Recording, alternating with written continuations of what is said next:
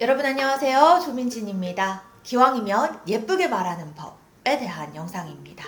왜요? 우리는 잘 말해서 말 한마디로 천냥빚도 갚고 싶으니까요. 그쵸?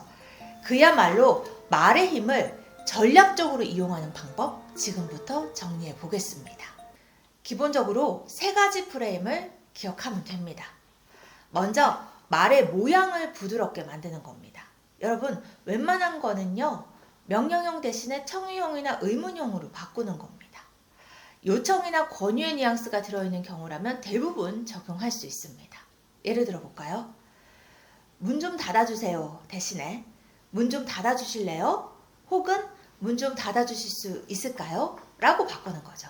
말의 내용이나 의도, 메시지는 같지만 단지 말의 모양을 더 부드럽게 바꾼 겁니다. 결과는요? 당연히 더 좋습니다. 왜냐하면 심리학에서 말하는 자기결정성 이론 때문입니다. 사람은요, 누구나 외부보다는 내재적인 동기, 내 안의 동기에 따라 행동하고 싶어 한다는 거죠. 명령형 문장을 의문형으로 바꾸면요, 우리는 상대의 자율성을 존중하는 뉘앙스를 줄 수 있습니다. 우리는 타인한테 강요받는 느낌이 들면은 본능적으로 저항감을 느끼죠. 그러니까 내가 말할 때도 기왕이면 이런 느낌을 안 주는 게 좋습니다. 명령형으로 말하면 기본적으로 경계심을 갖게 되는데요. 반면에 의문형은 대화와 협력을 유도하는 효과가 있습니다. 이때 의문형은요, 자연스럽게 말끝이 올라가겠죠. 끝을 올릴 때 내리는 것보다 말이 더 부드러워집니다. 말의 모양을 바꿀 때요, 뭐뭐 해주시면 감사하겠습니다. 뭐뭐 해주면 고맙겠어 라고 감사하다는 말을 뒤에 붙이는 것도 내 말의 힘을 더욱 살리는 아주 좋은 방법입니다. 이른바 선감사 전략입니다. 예를 들어서 조용히 해주세요를 조용히 해주시면 감사하겠습니다로 바꿔 말하는 거죠. 내 말이 예뻐지고 상대방의 협조를 더 쉽게 얻을 수 있습니다. 아직 일어나지 않은 행동에 대한 감사잖아요. 쉽게 말해서 미리 주는 보상 같은 건데요. 여기서 호의의 선순환이 일어납니다. 상대방이 그렇게 하게 되는 심리적인 유대감, 또 동기가 만들어지는 거죠. 여러분 여기서요. 말로 상대의 마음을 얻는 전략에 관한 팁을 하나 더 드리면요. 작은 부탁을 하거나 조언을 구하는 겁니다. 상대가 쉽게 들어줄 수 있는 아주 단순하고 구체적인 부탁을 해보세요. 상대가 내 부탁을 들어주면서 자연스럽게 나의 친구가 됩니다. 자, 직장에서 아직 서먹한 동료가 있는데 예를 들어서 그 동료가 나한테 잠깐 휴대폰 충전기를 빌려달라고 하는 거예요. 뭐 쉽게 들어줄 수 있는 부탁이죠. 신기한 거는 내가 그 동료한테 충전기를 빌려주면서 그 사람이 좀 더 가깝게 느껴진다는 겁니다. 그렇죠? 자, 여러분 이런 걸요. 벤저민 프랭클린 효과라고 합니다. 벤저민 프랭클린은 18세기 미국 건국의 아버지로 꼽히는 사람이고요. $100짜리 지폐에 얼굴이 나오죠. 성실과 근면으로 정치, 외교, 과학, 사상 등등 여러 분야에서 일가를 이뤘던 자수성가형 인물인데요. 이 프랭클린이 적을 동지로 만든 방법이 바로 이것이었다고 합니다. 펜실베이니아 총회 서기로 일할 때 의회에서 자기를 되게 미워하는 의원한테 오히려 쉽게 들어줄 수 있는 작은 부탁을 했대요. 잠깐만 책 한 권을 빌려달라. 그 의원이 프랭클린한테 자기 책을 빌려주는 순간에 마음이 열리면서 견제자에서 협력자로 바뀌었다는 신뢰가 있습니다. 자, 우리도 혹시 서먹한 관계지만 잘 지내고 싶은 사람이 있다면 아주 작고 단순한 부탁을 예쁜 말로 해보는 겁니다. 말 한마디로 적에서 동지가 되는 마법 같은 일이 실제로 종종 일어납니다. 말의 모양을 명령형에서 의문형으로 바꾸는 것과 관련해서 예외도 물론 있습니다. 단호함이나 단정이 필요할 때는 이러면 안 돼요. 긴급한 메시지나 법적으로 강제사항을 전할 때 그렇습니다. 예를 들어서 지금 당장 대피하세요 라고 말해야 될 때 대피해 주시겠어요? 라고 하면 상황이 안 맞죠? 이런 특수한 경우는 제외합니다. 예쁘게 말하는 두 번째 방법. 이번에는 말의 형식이 아니라 내용을 긍정적으로 가져가는 겁니다.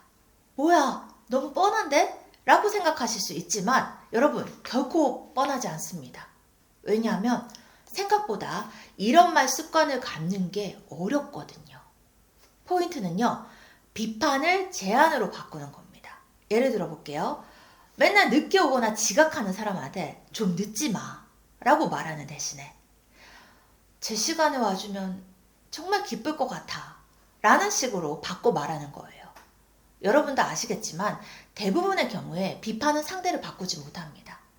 내가 잘못했어도 남이 나를 비판하면 일단 기분이 상하죠. 이솝 우화에서 나그네의 외투를 벗긴 게 바람이 아니라 태양이었다는 것과 같은 맥락입니다.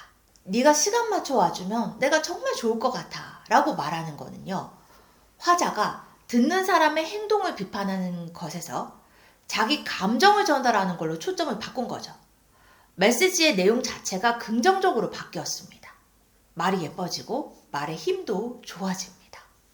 자, 여러분, 여기서 하나 눈치채면 좋을 게 있는데요. 비판이 제안으로 바뀌면 보통은 피그말리온 효과가 일어납니다. 피그말리온 효과는 그리스 신화에서 유래됐습니다. 조각가 피그말리온이 정말 아름다운 여인을 조각해서 갈라테이아라는 이름을 붙이고 자기가 만든 조각상하고 사랑에 빠져요. 아, 갈라테이아가 실제로 내 아내였으면 좋겠어 라고 하도 간절하게 원하니까 미의 여신 아프로디테가 그 소원을 들어주죠. 그래서 긍정적인 기대를 걸면 실제가 되는 자기 충족적 예언에 피그말리온 효과라는 이름이 붙었습니다. 네가 제 시간에 오면 정말 좋겠다 라고 상대한테 우리가 기대를 걸잖아요. 그러면 상대방은 무의식적으로 나의 기대에 부응하고자 자기 행동을 긍정적으로 조율하게 되는 겁니다. 여러분, 저는요 강의할 때 이 방법을 아주 많이 씁니다. 수강생분들한테 일단 기대를 많이 걸죠. 그러면 대부분 기대에 부응하시거나 기대를 뛰어넘습니다. 이렇게 하면 안 돼요 라고 하지 않죠.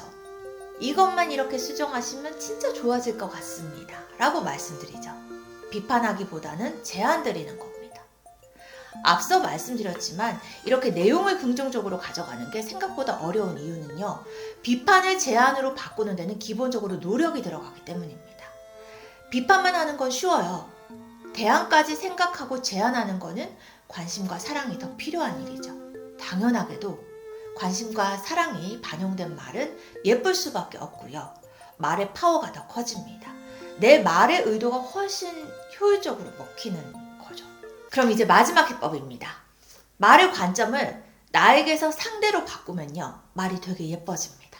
즉, 듣는 사람이 훨씬 더 기분이 좋아진다는 거예요. 예를 들어 볼까요? 오늘 회식이 있는 날인데 컨디션이 너무 안 좋아서 정말 빠지고 싶다. 이럴 때요. 내가 중심이 된 표현은 이렇습니다. 죄송한데요. 오늘 제가 너무 피곤해서 못 갈 것 같습니다.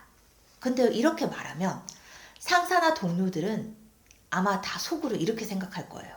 우리도 다 피곤한데 왜 자기만 난리야?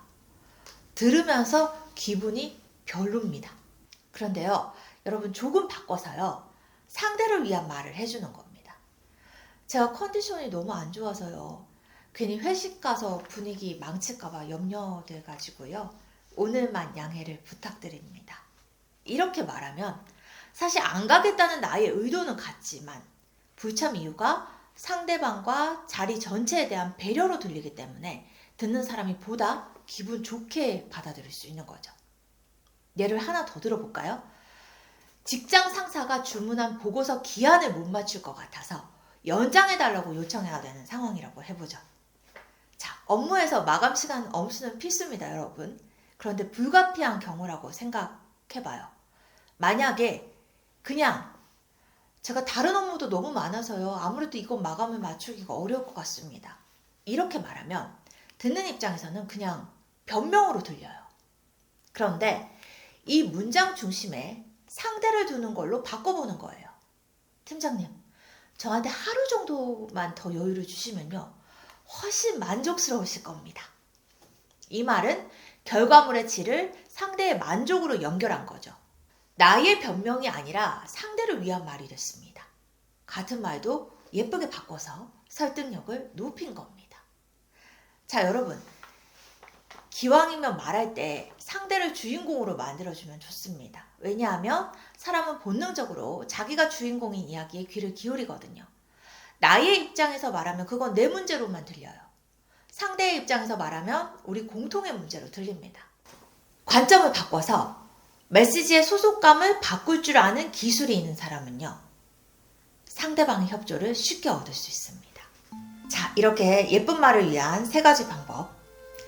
끝을 올리는 의문형으로 말 모양을 바꾼다. 그리고 비판을 제안으로 바꿔서 말 내용을 바꾼다. 마지막으로 문장 주인공을 나에게서 상대방으로 이동시킨다. 정리해 봤습니다. 여러분, 생각보다 실천이 쉽진 않습니다. 그쵸? 하지만 인지하고 있으면 우리가 노력하게 되죠. 예쁘게 말한다는 거는 사실 지혜롭게 말한다는 거고요. 목적은 상대의 마음을 얻는 겁니다. 말 한마디로 천냥빚을 갚는 날을 꿈꾸면서 이번 영상 마무리하겠습니다. 글쓰기에서도 비슷한 전략이 유효한데요. 마음을 얻는 글쓰기와 관련한 얘기는 또 다음 영상에서 이어가겠습니다. 구독과 좋아요로 함께 해주시면 정말 기쁠 것 같습니다. 댓글로 여러분의 예쁜 말 비법도 나눠주시면 좋겠습니다. 그럼 다음 영상에서 뵐게요.